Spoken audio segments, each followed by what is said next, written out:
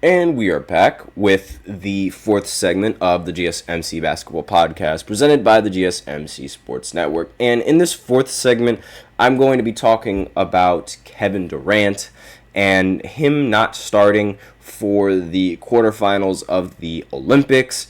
This is something that Steve Kerr told reporters. Once again, he is showing us just how amazing he is at rotations and how fantastic he is at making starting lineups.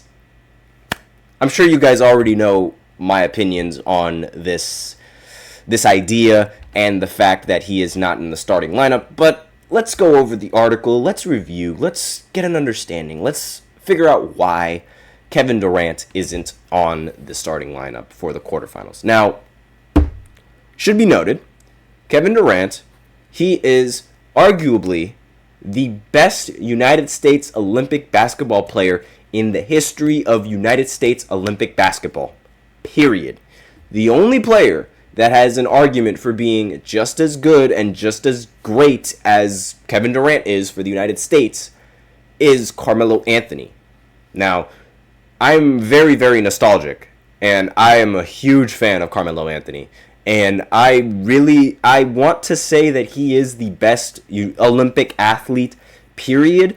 But Kevin Durant simply is just, his accolades and his achievements for the United States are just overall better than Carmelo Anthony's. I mean, Kevin Durant has more gold medals than Carmelo Anthony now. He also leads the United States in total points as well as total rebounds all time. So he is definitely the best scorer, like pure-blooded scorer for the Olympic team. And you could even argue that Carmelo Anthony is a better Olympic scorer than Kevin Durant. Like, it's really, really close. Like, I don't know if it's really close. I'm not sure if my bias is just getting in the way. Let me know in the comments what you guys think. Who do you think is a better Olympian, Carmelo Anthony or Kevin Durant? But I mean, obviously, my nostalgia is going to say Carmelo just because like he was a dog on the Olympics. Like, people really they forget about Olympics Melo. One of the things that a lot of people, they like to make fun of Melo. Oh, he doesn't win a championship. Oh, he's never won anything in the NBA. He has definitely won gold in the Olympics. Like, his Olympic career is nothing to scoff at. And that is the reason why he's going to be in the Hall of Fame. Because of his Olympic career. Not so much his NBA career, his Olympic career. Because it's the Basketball Hall of Fame. Not just for NBA players. It's for international players and Olympic athletes as well. But, a lot of people like to forget that. So, aside from, I could go on and on about how Melo is the best Olympian, but let's go ahead and look at this article talking about Kevin Durant being benched. Now, he was benched in all three of the group phase matchups, which I completely understand. Totally understand why. The matchups against these teams, they aren't that good. No need to risk Kevin Durant getting injured. These games, in the grand scheme of things, didn't really matter as much, right? Because, compared to the quarterfinals, they don't really matter. The group standings, compared to the quarterfinals. Now, I'm not saying that they don't matter. I'm just saying they don't matter as much. Especially when you have a team like the United States, where every single player can be in the starting lineup. Which is a problem that I have. That's the thought process. Yes, every player can be in the starting lineup. I don't agree with that thought process at all. Now, Steve Kerr, according to this article, told reporters that the team has found a good groove with Durant in the second unit, so he'll stick with it against Brazil in the quarterfinals on Tuesday. This, I do not agree with at all. Now, Steve Kerr also said, quote, "I think if Kevin Durant had been here from day one, chances are he would be starting," end quote. Kerr also told reporters, quote, "That was the plan coming in, but given that he missed all of our friendlies and came in late, we had kind of established a lineup that we liked, and when we brought him back, he was only going to play a certain amount of minutes against Serbia, and he played so well and he fit so well with that group," end quote. Now, I understand, you want to group everyone up, this, that, and the other. But I completely disagree with the fact that Kevin Durant is off the bench. I do not. I will not have it. I cannot stand it. These rotations coming in from Steve Kerr are the absolute worst. And I usually don't lose my cool like this unless I'm talking about, LeBron or something like that. But this is the very, very last straw. First, he doesn't want to bench Joel Embiid despite the fact that Joel is playing like absolute, I don't even want to say what he's playing like, but he is not playing like an MVP at all. And then he wants to, not play Jason Tatum, and then all of a sudden decide to play him, and then not play Joel Embiid, and it's just so confusing, and it doesn't make any sense. Like, he has no idea how to work the roster at all. I could do a better job being a coach than him. Now, I don't mean to be disrespectful. I am confused. Like, why? He is the all-time United States leading scorer. He is the all-time United States leading rebounder. And you have him off of the bench? Excuse me? Because of what? The fact that he wasn't there in the first friendly games? Guess what? He was there when he was winning 4 gold medals. Seniority? Have you ever heard of that? 0 cents. Makes 0 sense to me. I would have rather seen Kevin Durant in the starting lineup and bench Curry. Like, I would much rather see that. In fact, that should be the lineup that they go in with. Like, start Kevin Durant, bench Steph Curry. Steph Curry doesn't even play the point guard anyway. It's LeBron that plays point guard. Now, a lot of you guys, you're going to say, oh, but Steph Curry's listed as point guard. No.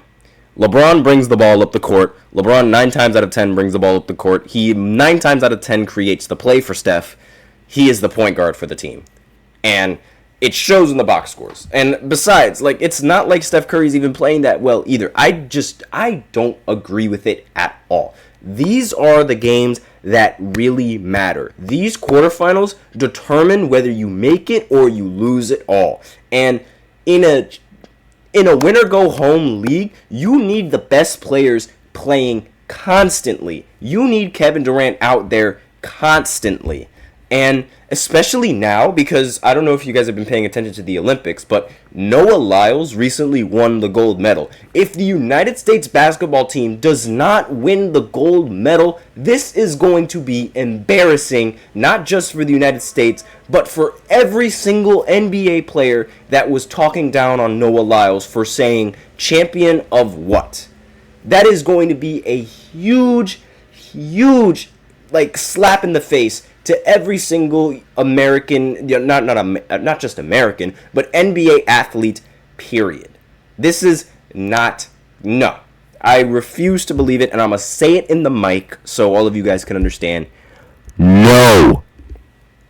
Kevin Durant should not be on the bench. He should not. These lineups do not make any sense to me. And yes, he played well under the second unit. But he's going to play well with any unit because he can score. And aside from, like, playing with the bench, sure, could totally understand him playing with the bench. But you can easily make a rotation for him that allows him to play when the bench is coming in. Like, you have all of the starters in there. Like, whichever starting lineup you want to bring out, sure. The players that have to be on the starting lineup have to be LeBron James and Kevin Durant. Those are the only guarantees that I know should be in the starting lineup. And if it was me, like, if I was the one making this roster, I would have Anthony Davis starting.